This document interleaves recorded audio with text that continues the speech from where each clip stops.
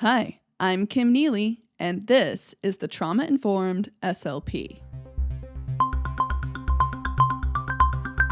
This is a podcast where we learn how to promote safety and empowerment and to build resiliency in everyone we know, including ourselves. All right, welcome everybody. I'm so excited. This is my first episode, my first real episode. If you happen to hear my episode 0, which is a little introduction of myself, welcome back. Super excited to have you here. What I thought would be a good starting off point for this first episode was to establish 3 key concepts before we really get into the basic scientific and physiological evidence that we need to understand trauma. So the first section of this episode is going to be going over a working definition of trauma. This is more of the academic, research-based definition. And then we'll get into a little bit of what that means for what trauma-informed care actually is. And then we'll talk about the general stages or phases people go through to become trauma-informed, because you don't actually start out with trauma-informed. So let's go ahead with section 1.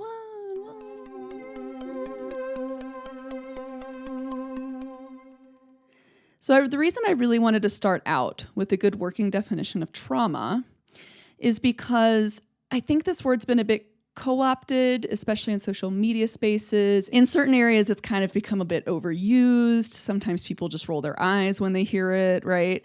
It's sort of taken on this colloquial term, especially in social media spaces like Twitter and such, where sometimes people are using it in a way to just mean general discomfort or emotional upset, which is not what trauma actually is.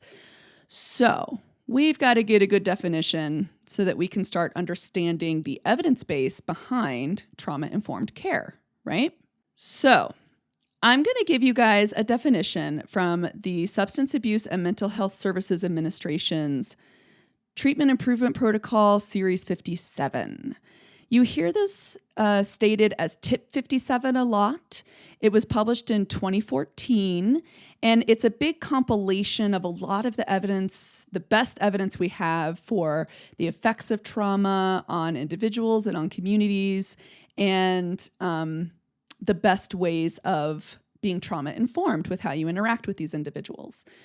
I will be also providing a link in the show notes. This is a free PDF download, which is great. So I'll be leaving a link to that. So the TIP 57 states that trauma results from an event, a series of events, or a set of circumstances that is experienced by an individual as physically or emotionally harmful or threatening, and that has lasting adverse effects on the individual's functioning and physical, social, emotional, or spiritual well-being. It goes on to say that trauma generally overwhelms an individual's or community's resources to cope, and it often ignites the fight, flight, or freeze reaction at the time of the event or events. It frequently produces a sense of fear, vulnerability, and helplessness. So that's a pretty long definition. I will break this down a little bit into its components for this definition, but I want you to remember that I think the main takeaway is to think of trauma as a physiological response, because that is what it is, okay? It is a fight, flight, or freeze reaction, so a survival reaction. The physiological survival mechanisms get engaged because someone's actually experiencing a real threat at the time of the initial event. And what makes it a traumatic event is when that physiological response gets triggered. You might hear that word a lot, but it gets triggered by something that reminds the person's brain of the event, the initial threat, but the initial threat or even a threat at all is not even present. They're just having a survival response even in the absence of a threat. That's what makes it a trauma. Sometimes I might say trauma response, and that's what it means. So a lot of times when people talk about trauma, they mean the initial actual threat, but the trauma response is what you're left with when the threat is over or when you're out of that situation and your body is still having the survival response. Does that make sense? Here's an example that might help to kind of drill this home. In the United States, we have the 4th of July, right? It's an awesome holiday. There's usually fireworks going on if you're not in like a drought-affected area. There are also sometimes military personnel or veterans that are affected by those fireworks, right? You might even see a sign outside their house that says like, please don't put off any fireworks near my house. Thanks very much. Like, go to the county or city's like fireworks show. Please don't set them off on my block, right? And what that person is saying is that they are aware that the sound of fireworks creates a trauma response because they were in a place where there was a true threat. They were in a place where explosions indicated genuine threat. And they were trained how to respond to that threat, but their bodies still had that rush of adrenaline, of epinephrine. So their response to that initial threat was totally healthy and normal, quite frankly.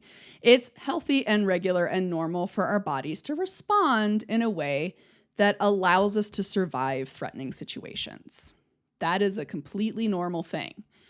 What is more abnormal or what creates more of an adverse effect is that now when 4th of July comes up, maybe this person loved it as a kid because fireworks are beautiful, but now that they've been to the war zone, when 4th of July comes up, they have this feeling, this overwhelming feeling that there is now a threat to their safety again. And even if they consciously know these are fireworks, there's not actually a threat, their body is still responding as if there is one. So they get this feeling like they need to do something to survive the situation. And the reason this might become a real big issue is because even if they're aware that they have this trauma trigger, this person still has to plan around it, right? They still need to get ready for an increased physical and psychological toll that this holiday is going to take on them. They might know that they're not going to be able to sleep well that night. So the next day they're just going to be completely exhausted, or maybe they need to take a day off work because they're so tired. Or they might know that they're not going to be able to focus enough to like cook dinner safely. So they need to have leftovers planned, right? So that's how trauma can become kind of debilitating. So this military personnel's survival mode was natural, normal, and healthy when under an actual threat. But in the absence of the actual threat, it has a long-lasting adverse effect. All right, now welcome to section 2.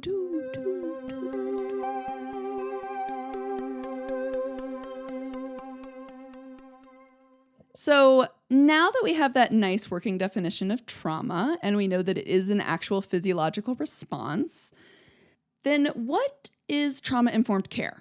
Like, what's the big deal? Why do we need to do this, right? So the Tip 57 does actually offer a definition for what trauma-informed care is.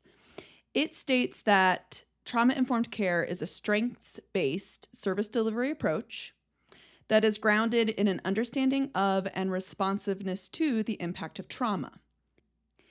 It emphasizes physical, psychological, and emotional safety for both providers and survivors, and it creates opportunities for survivors to rebuild a sense of control and empowerment. And their in-text citation was from Hopper, Basuk, I'm assuming, and Olivet, 2010, page 82. I hope I didn't just completely butcher those names. Never heard them pronounced out loud, so. All right. So the main keys to that is that trauma-informed care is going to emphasize safety. So physical, psychological, emotional safety is paramount to any sort of treatment space that claims to use trauma-informed care.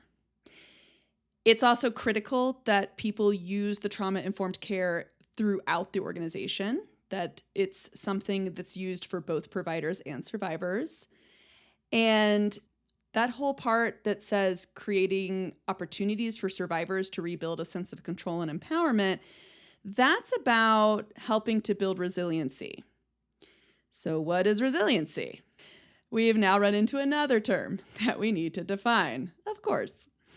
Resiliency, according to the Tip 57, is the ability to rise above adversity as an individual, family, community, or provider, and it includes the process of using available resources to negotiate the consequences of adverse events or an adverse event.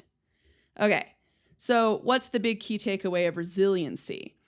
The main thing about resiliency is, well, one, I think, very important thing for people in the United States and our society to remember is that resiliency is not the process of just pushing through. It's not the process of, grin and bear it, hunker down, push through, things will be fine, just ignore it and just keep moving forward. That is not resiliency, my friends. Resiliency is when somebody has a feeling like they can overcome this adversity because they know how to access resources that they need. They know how to empower themselves. When they feel that they're struggling, they know where to go and who to go to and where to get the support they need to not struggle quite as much. That is what a resilient person really is able to do.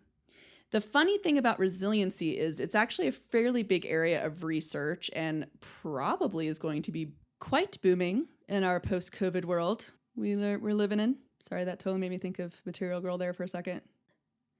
'Cause we are living in a post-COVID world. Na, na, na, na, na, na. Okay, brain, nope. We're going to move on. Stay on track. All right. So the reason a lot of these researchers are very interested in resiliency is because people who are resilient tend to be a little bit of, they're basically statistical outliers. So if you're studying like a natural disaster that happens to a big group of people, there will be some percentage of those people who show resiliency, who will not develop a trauma response from the natural disaster. So the idea of building resiliency is if there's a chance you're interacting with someone who's never had a trauma. The process of building resiliency is teaching them how to empower themselves, teaching them how to access safe spaces, what safe spaces look like, and essentially teaching them these tools that they might need if they ever encounter an event that would otherwise be traumatic. The other side of it for people who have already had trauma responses is that being trauma-informed means you're going to be promoting a healing emotional cycle. So the same things that promote resiliency are the things that promote healing. So it's the same thing in terms of emotionally, physically, psychologically safe spaces, safe people, just people who are really helping to rebuild some sense of control in life and empowerment to cultivate the life you want, right? And the tools you use in trauma-informed care are not the same thing as actually directly treating trauma. Actually directly healing the trauma with direct trauma treatment, that is the scope of mental health providers, and it is a different thing. Directly treating it involves changing people's perception of themselves and their sense of self and their perception of others and all this other really complicated stuff. That is the domain of the mental health people. For us, that's not what we're about. So taking a trauma-informed approach is not treating trauma. It is developing a habit of asking yourself, what happened to that person? Rather than thinking, what is wrong with them? So thinking, what's wrong with them when you see someone behaving in a way that you don't understand or saying something you don't understand, that just is more of that pathogenic, like clearly there's something that's diagnosable here that somebody out there can fix, and it's probably not my problem. Clearly something's just fundamentally wrong. So moving away from that idea that you're going to fix it, to the idea of what happened to this person, meaning this person's behavior is a combination of so many things. It's the events currently happening at the moment. It's the environment they're in. It's their sensory sensitivities. It's their genetics, their family history, their place in society, what minority groups they belong to, all the past events that they've gone through. That all culminates in why someone is behaving the way they are or saying what they are. And I have found when I start thinking, okay, what happened to this person to make them this way? I can hold a lot more space and compassion for that person. And it allows me to be a lot more trauma-informed. And it also is really helpful if I want to be trauma-informed to myself, of thinking what happened to me that made me react that way. it's just really empowering. So that's the big piece. We want to start developing that habit of what happened to that person. What are all those potential factors that led to that particular behavior or statement or whatever it is that you would otherwise not really be able to understand very well. And the other nice thing about being trauma informed is that once you start to understand the complexities that give rise to certain behaviors or certain perspectives, you don't really have to know a lot about that person's personal history with trauma. You just can react to them in a way that is empowering and that creates a sense of safety for them. You don't have to ask them about their trauma history. You don't have to hear about it unless they're sharing it with you, but you don't have to dig deep into that at all. You just know how to treat people and how to talk to people and how to listen to people such that they feel very safe and that you are helping to empower them by plugging them into resources that may be helpful for them or that would likely be helpful for them. Okay? Hope that makes sense. Okay.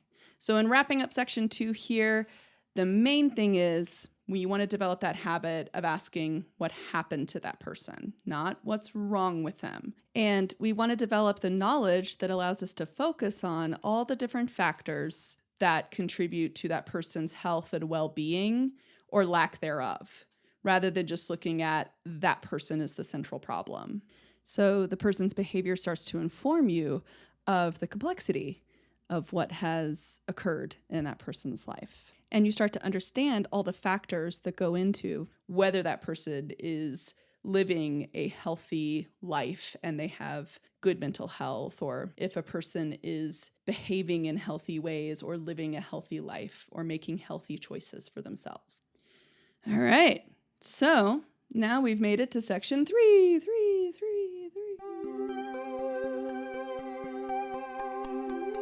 Yay. All right. So now that we have that working definition of trauma, we know that it's a physiological response that we're going to have to learn a bit about, right? And now that we understand what it means to build resiliency, we understand that part of the fundamental tenet of trauma-informed care is to start thinking, what happened to people? Now that we know that, I would imagine you're probably thinking, gosh, there seems like there's a lot of things to learn in order to become trauma-informed. And you are not wrong. There is a fair amount of information that you have to get in order to truly call yourself trauma-informed. So it's a process. It doesn't necessarily have to be a long process, but it is definitely a process, and there's definitely a learning curve along this process to become trauma-informed. So I'm going to go ahead and start explaining the Missouri model of this process to becoming trauma-informed. I will also be, of course, including a link to resources for the Missouri model in the show notes, so please do check that as well. So the Missouri model states that a trauma-informed approach is not a program model that's just implemented and then monitored, and you keep a little checklist and you say, yep, we're doing it. It's actually a really profound paradigm shift in the knowledge, the perspective, the attitudes, and the skills that then continues to deepen and unfold over time. And this model is really geared more toward organizational structures as a whole. So like the educational system, a school, maybe your private practice. It's any place where there's multiple people working, essentially, is what they're talking about with this Missouri model. But it also, I think, applies at the individual level as well. So in this model, becoming trauma-informed occurs on a continuum. So you're going to start with becoming trauma-aware. This is where you understand the term trauma, you know how it changes people, and the way you view and interact with others starts to shift. So you're starting to understand trauma at that individual level, and you're starting to understand how it impacts people. And this is the level too where when you first start learning about it, you'll start to see it everywhere. Like it's in your favorite TV shows. You'll be like, other people online will be like, why did that character do that? And you'll be like, oh, that is totally related to their trauma from season 3. You know what I mean? So that's that's the stage of being trauma aware. You start to notice it everywhere. You really do. And it might seem kind of weird. I mean, a part of it is that, what is that effect? That effect where you, because you just learned about something or because something is really on the forefront of your mind, you start to notice it everywhere. So part of it is that. The other part of it, from my perspective is that, humans, we've had a pretty long history of being pretty terrible to each other.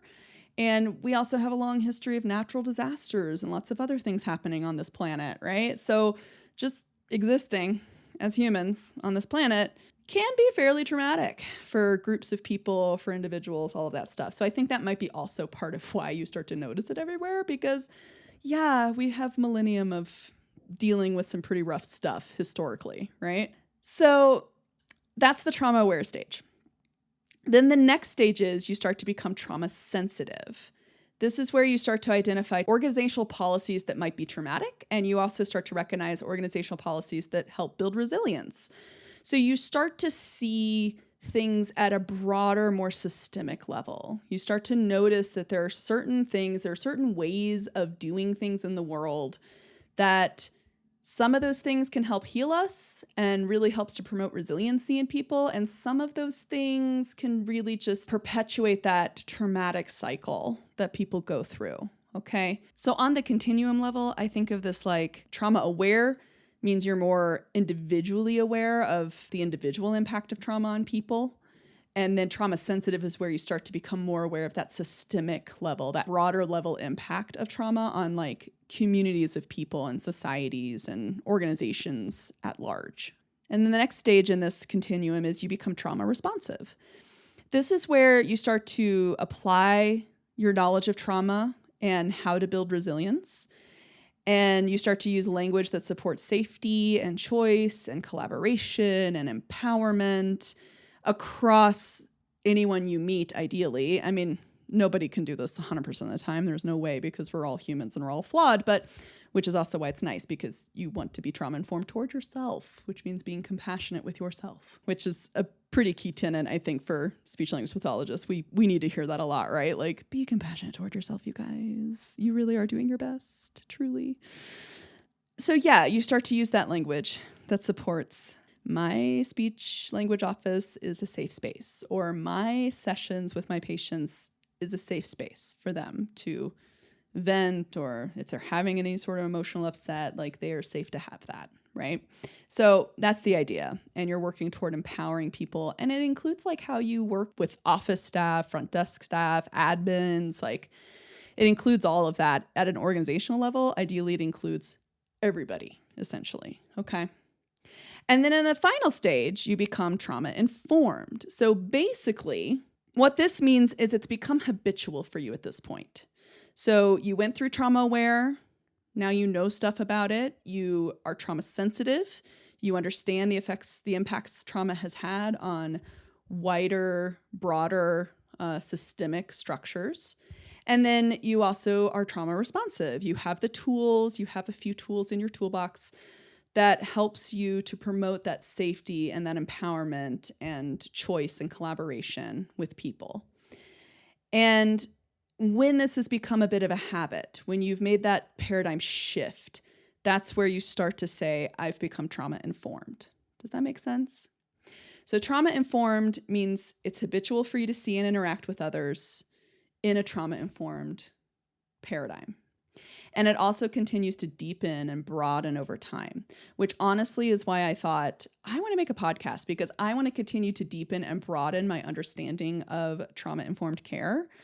And I want to bring other people in on this journey. I want to like interview people and, find out what it means to them and think of other ways that trauma-informed can really help us strengthen our practices, or even just strengthen our own resiliency as SLPs, because we do need that. We have fairly tough, busy jobs, right? Along all of this, on this paradigm shift, along this whole continuum, I just want to encourage you all to be as emotionally and cognitively flexible as you can. Come to it with an open mind, with a willingness to learn some new things, and just allow mental shifts to occur, because your perception of people, organizations, society, and things like that will likely shift. But what I have personally found is that this shift is actually a really awesome one. It shifts you into a place of a lot more compassion, and a lot more understanding, not necessarily excusing. We don't want to just excuse bad behavior all the time. That's not cool. But we can understand it a little more, So it is a process. And the biggest part of the process, I think, is to remember that it also applies to yourself and how you talk to yourself. So as you're learning things, as I was learning things, there were things that I thought back on what I was doing like 2 or 3 years ago before I had this sort of training and thought, geez, if I had known then what I know now, I could have handled that situation so much better, right? But instead of beating yourself up over that, and for me, definitely, instead of just beating myself up over thinking that, I had to realize that, wait, I need to be trauma-informed toward myself. The fact is, I didn't have that training back then. I don't have access to a time machine. I can't change that. And I did my best. I did the best I could. And also holding on to the fact that resiliency is a thing. If you feel like maybe, that might mean I hurt somebody in the past, or I didn't give the best care to that client or whatever, like that client's going to interact with a lot of other people. And the idea is the more often more of us become trauma aware and then eventually trauma informed, the more people along this journey, the better, because the more chances that person will encounter someone who can help build that resiliency. And it doesn't always have to just be on you. You know what I mean? That it takes a whole group. It takes a community of people to really help with that. Does that make sense? Hopefully so. Basically, you don't have to carry this like ethical, emotional weight on only your shoulders. You are not the only one who's going to influence someone's life. And as long as you learn to influence that life in a positive way and help with the healing cycle and help empower them, anytime you start that is a perfect time to start that. You know what I mean?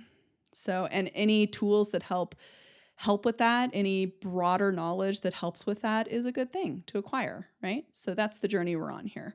So I just wanted to remind you all of that because I know we're all fairly stressed out there. But ultimately, yes, please, SLP friends, be kind to yourselves. You really are doing the best that you can. And sure, as you go on this journey, perceptions might shift, you'll get some new tools in your tool belt, and you'll feel even more capable to continue doing your best. Does that make sense? So that's it, guys. Episode 1 wrapped up. Boom. So we went through 3 key takeaways on this episode because I know I did a lot of talking. So if you hung in there with me the whole time, thank you so much. And even if not, if you happen to zone out a few times, I definitely understand that. So let's wrap things up of what we went over. So we went through the first thing, which was the working definition of trauma. So the key takeaway about trauma is it is a physiological response. It's triggered by an emotional memory of a previous true threat that a person experienced, and that they're still experiencing that survival mode, that fight, flight, or freeze mode, even if the threat's not around. The second thing we covered is that being trauma-informed means you're going to be building resiliency and promoting a healing cycle among people and yourself, of course, including yourself. And that really means a big paradigm shift from thinking sort of pathogenically of something's wrong with this person toward more of a salutogenic or supportive model that says, what happened to them? Okay. And then the third big takeaway here is that being trauma-informed is a process. It's going to start with becoming trauma-aware, which is where I'm going to start you guys along that journey for the next few episodes. And then we're going to build into that being trauma-sensitive, and eventually we'll end up at that trauma-responsive and deepening our habitual sense of trauma-informed and what that means, and opening up a broader discussion amongst all of us. That is my ultimate goal for this. So I hope you enjoyed it. I hope you got something from this. I hope I didn't go off track too many times. Hey, but please join me again next time. I'm going to talk about the physiology, and we're going to get into survival mechanisms, possibly one episode after that. So please join me back for that. I hope you all have a really great week or two, and do join me again as we all discover what it means to be a trauma-informed SLP.